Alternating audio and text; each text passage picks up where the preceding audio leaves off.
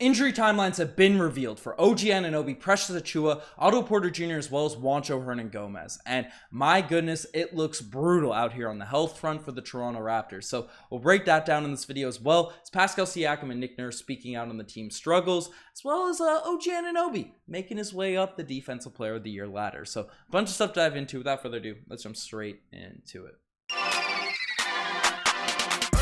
Hello everybody, Ben Rogers here with the Raptors Digest, breaking down the latest Toronto Raptors news, and we have a lot of stuff we have to cover in this video. And the first thing we're taking a look at is a brutal injury update for the Toronto Raptors. Now, the Raptors team this season, it feels like we've been snake bitten. It feels like we've had too many players go down with injuries, whether they've been on the court, out with health and safety protocols, or hobbled on the court while they've played, actually sitting out games or getting sick. Feels like we haven't had a full contingent of roster at any point this year. Now, the Raptors have been the most healthy they've been all season in recent weeks, and things still haven't gone that right. Losing a couple brutal games to the Magic, some tough losses to the Nets and the Pelicans, but we want this team back healthy, and we're coming up on a very important stretch of games for the Raptors, as this next month or so is when Masai Ujiri, Bobby Webster are really going to figure out, judge the talent on this team. And when we're dealing with injuries, it's tough to get a clear picture of how good this roster could potentially be, but things are going to get decided in the next month about trades, about probably future extensions, how they're going to pursue this sort of window of opportunity with the star players they have currently on the roster. And, we're not going into it healthy, as we have a report coming out from Eric Koreen summarizing everything, saying that there's nothing troubling regarding the imaging on OG Anunoby's hip, but they will reevaluate him in a week. So he's not coming back for any games throughout this week. He missed the game on Sunday against the Magic and will miss the next few coming up. And then he says Precious Achiuwa is still a few weeks away, and Otto Porter Jr. with his dislocated toe is out for maybe a month. And but his toe will not require surgery. Also, Juancho Hernan-Gomez practiced today, so he'll be able to return against the Sacramento Kings tomorrow. So we have a lot of injury updates to discuss, a lot of injury updates to talk about. But the OG Anunoby one is brutal, because we were hoping he wasn't going to miss any time with this hip injury, and we took the L to the Orlando Magic the weekend, and he's been our second best player when he's been on the court this season, been our healthiest guy all year. So a guy that's dealt with some injuries in the past, maybe people were jinxing him and stuff, but having OG Anunoby out for even a minimal stretch of time just sucks for this Raptors team right now, because he's the main cog in our defense. He's been a release valve, whether he's hitting his threes or not, he's been effective on offense, and the Toronto Raptors desperately need some wins, so having OG Anunoby out for even just a week can seriously impact the team. But the more discouraging thing, in my opinion, when I saw all these updates is Precious Achiuwa and as well as Otto Porter Jr., because we haven't really heard much in terms of when they're going to return. But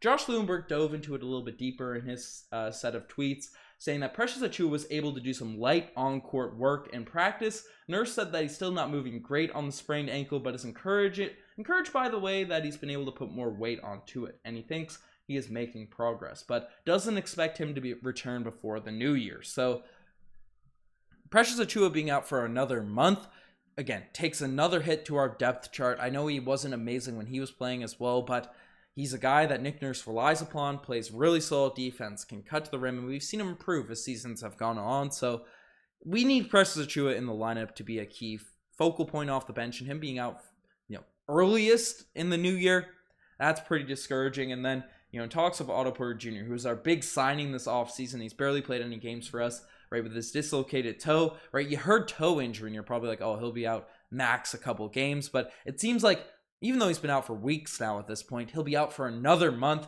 as he saw a specialist, and they don't think imminent surgery is necessary, but is needed. So the plan is just to ramp him back up slowly, and Nick Nurse thinks his return is still about a month away. So that is just brutal news. I guess the one positive in all this is we're getting the cruise missile back into the lineup, and he was playing some solid defense, especially with OG Anunoby out. We're going to need Juancho Hernan-Gomez to sort of step up, but Otto Porter Jr., Precious Achiuwa not being back for the foreseeable future just sucks for this Raptors squad. But let me know what you guys think of all these injuries. Who do you think should get an opportunity? I'm big on Jeff Doughton getting some run, but I don't know. It is what it is. The next thing we're taking a look at is Pascal Siakam speaking out on the team's struggles. Now, the Raptors, they've not been a squad that has done their superstar well, right? But the one guy that has played well, is this superstar for this team? As Pascal Siakam, he's playing at almost an MVP level, right? Wicked high assists, rebounds, points. It's been fairly efficient from the field. So all credits to Pascal Siakam this season, and he has all right? We've seen stars like Kyrie Irving, Joel Embiid throw their teammates under the bus when their team hasn't lived up to expectations, but that's not how Pascal Siakam is taking this sort of approach to the Raptors' recent struggles. As he came out in a post-game saying that we cannot, or media availability saying that we cannot hit the panic button. I know a lot of people hit that panic button real quick, but we're not doing that. There's no finger pointing. We're all in this together. No matter what's happening, I love these guys and I want everyone to succeed.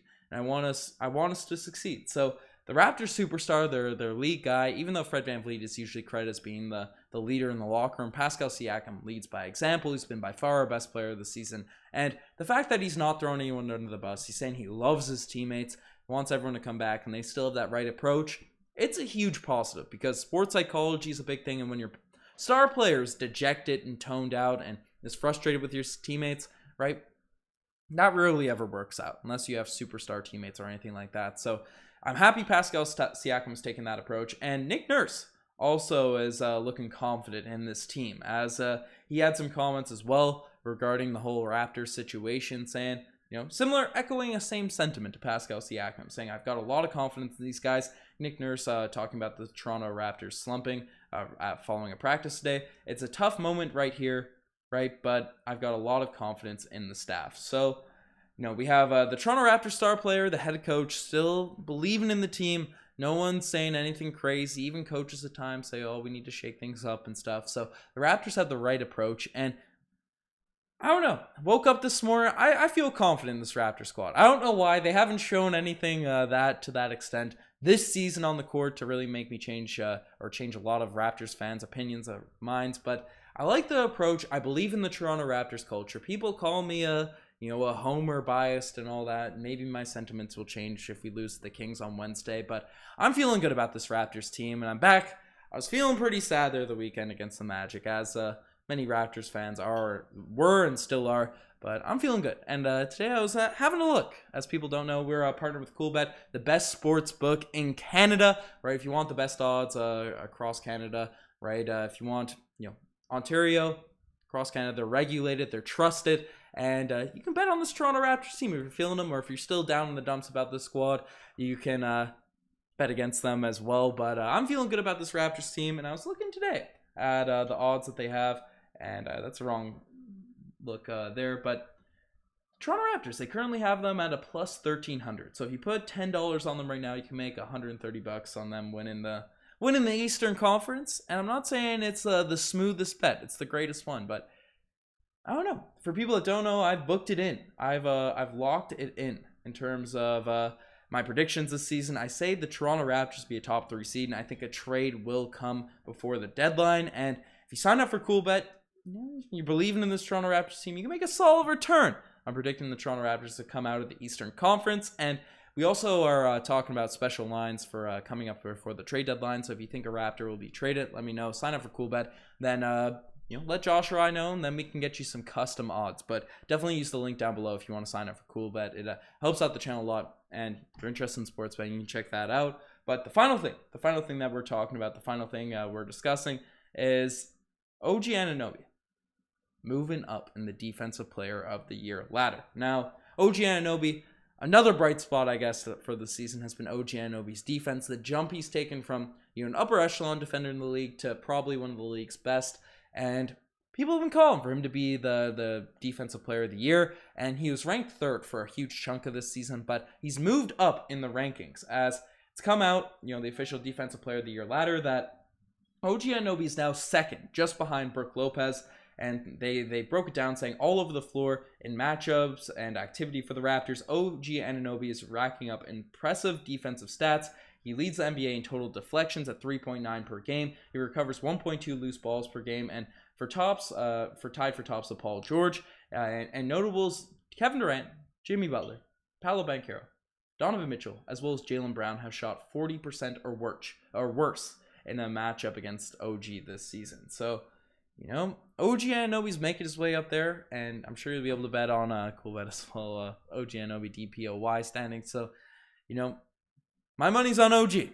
working his way up. Brook Lopez, he's had a hot start. The Bucks defense has been great, but the Raptors can get their team defense a little bit higher. Help out OG Anunoby in these individual award races that are helped by team performance. I'm confident OG will make his way up on that front. But let me know what you guys think about everything that's gone on surrounding the Toronto Raptors. Subscribe to the channel if you enjoyed it. Right, hit that red subscribe button down below. Haven't been calling for the subs as much, but if you're enjoying the content, definitely hit that sub button. Anyways, you guys are the best. I'm signing out. Cheers.